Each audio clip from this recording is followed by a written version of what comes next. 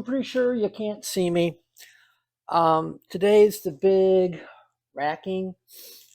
These have been settling for quite a while. You saw my bentonite test where I compared bentonite to just the natural flocculation of the yeast, and it appears the yeast is settling out very nicely by itself. Does not need me adding anything into it that would eventually end up in a filter and clog it.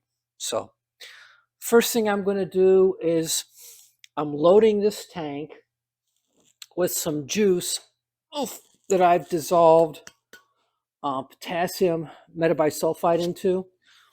In the end, this holds 757 liters, and it will be at 30 parts per million.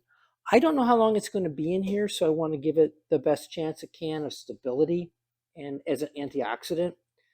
Secondly, you'll remember that these tanks have a cross-venting system so that as juice comes out of this one, the CO2 in the empty tank, because remember I use it as a capture, will purge into the other tank to give me some time to get into that tank without having to worry about spoilage starting and the like.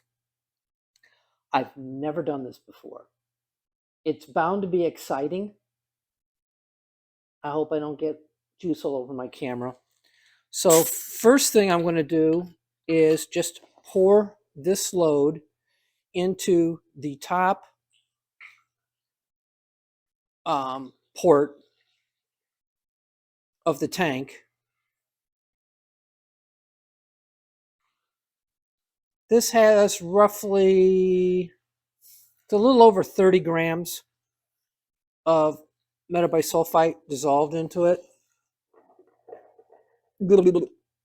Makes it easier. Okay, this is lab glass. It's got a special plastic coating on it. Man, I can smell that. So close that one. Don't want to leave that open. Take the funnel out of the way.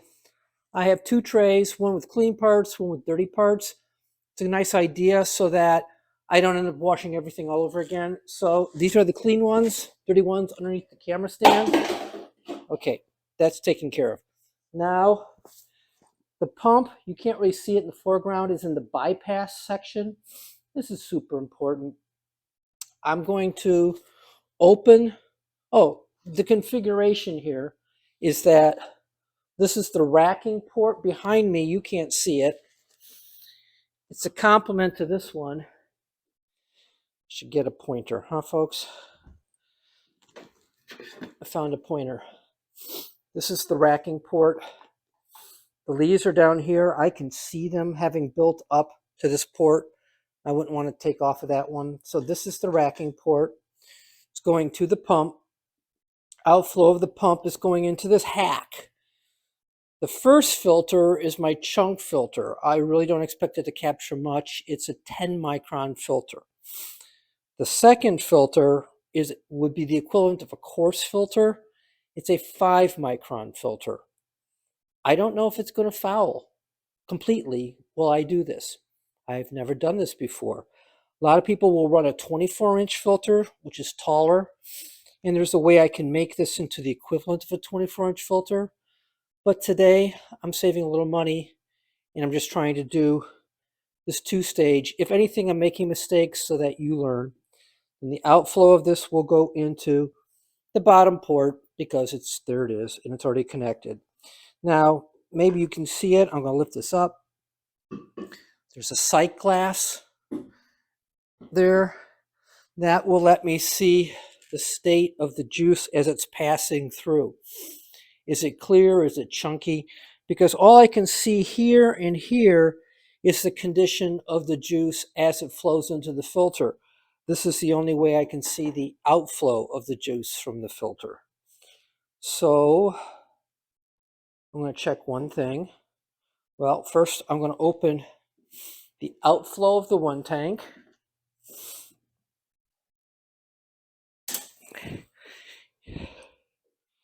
And it's slowly but surely starting to cross over. I'm going to open the inflow to the other tank. Oh, I heard that. And I see that.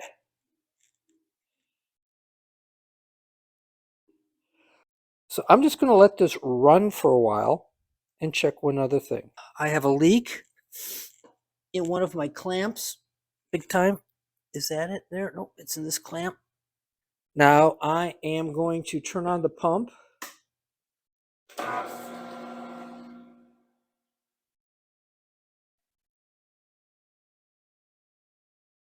I have a little bit of leakage on the filters, more than I like.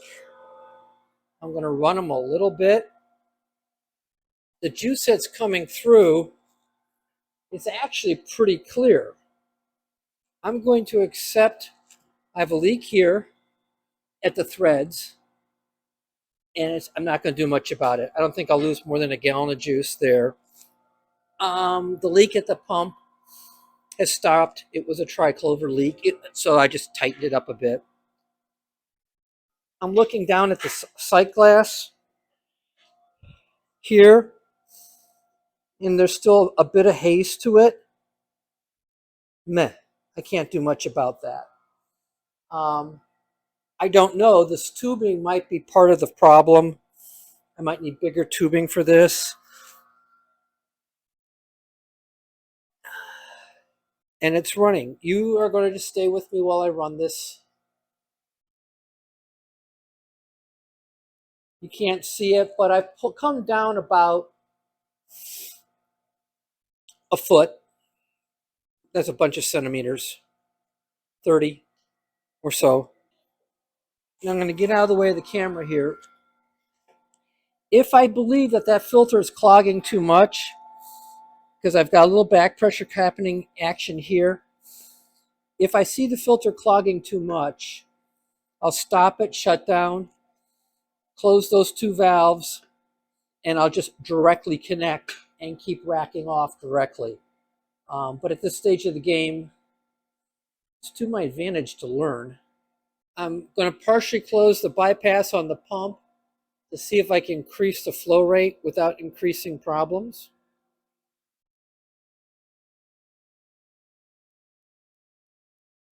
I see a little bit of shuddering now. That's probably back pressure showing up. I'm watching the drawdown on the big tank. So one takeaway is I have a way of pressure testing these connections. They've got tape on them. I'm going to have to take them apart and look at other solutions, maybe Teflon paste, and let it set for a while. The drawdown's going well. I've been meaning to put a pressure gauge in lieu of that pressure relief button on these two, but I can't find the right pressure gauge. I'm pleased what I'm racking off right now. Looks to be very clear. I don't see suspended solids in it. What I had at first may have been unsettled stuff that's at the bottom of the tank, but now I'm pulling down what was at the top of the tank. So it's clear. So that's something learned. So the tanks are past the 50% point. I have about a foot left before I get to the racking port on the fermenting tank. I'm looking at the lees, and I really don't think I can use that lees port for anything but washing out the lees. The level is coming down to almost to where the lees were, to the racking port. And I can see the lees are about to here, which is covering that bottom port. So there's a gap there I'm just going to have to deal with. I may make a racking cane attachment for that port. I'm looking at the juice in the sight glass. It's not bright, crystal clear, but I'm not getting a lot. Now I got to get down in there again. Hopefully not block it. And be prepared to stop it. It's going to draw air, but that's fine. I don't want the air in the hoses anyway. There we go. We're drawing air.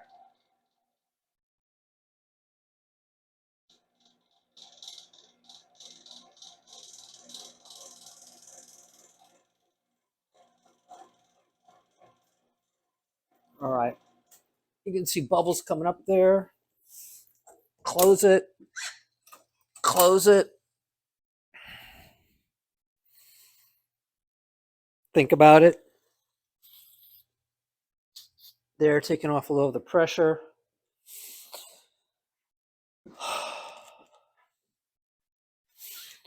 What I need to do now, I'm not going to do on camera, is that I'm going to take off the hose from the racking port and put a cane in there and use that to try and suck up the juice that's inside of there.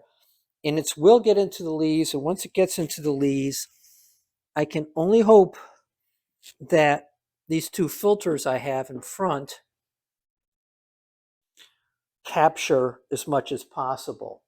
I don't have a full 757 liters in this tank anymore. I'm shy a hand. You can't really see it on camera. Let me get that on camera.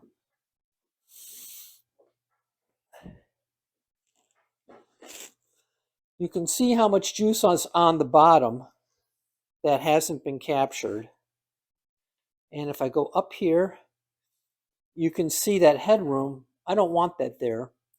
And what I'm going to do is, in the back, you see that small 100-liter container.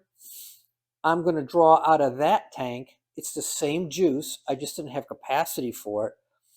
I'm going to draw out of that tank until I make up the headroom in the other tank. But first of all, the racking cane, just to see if I can capture a couple more inches.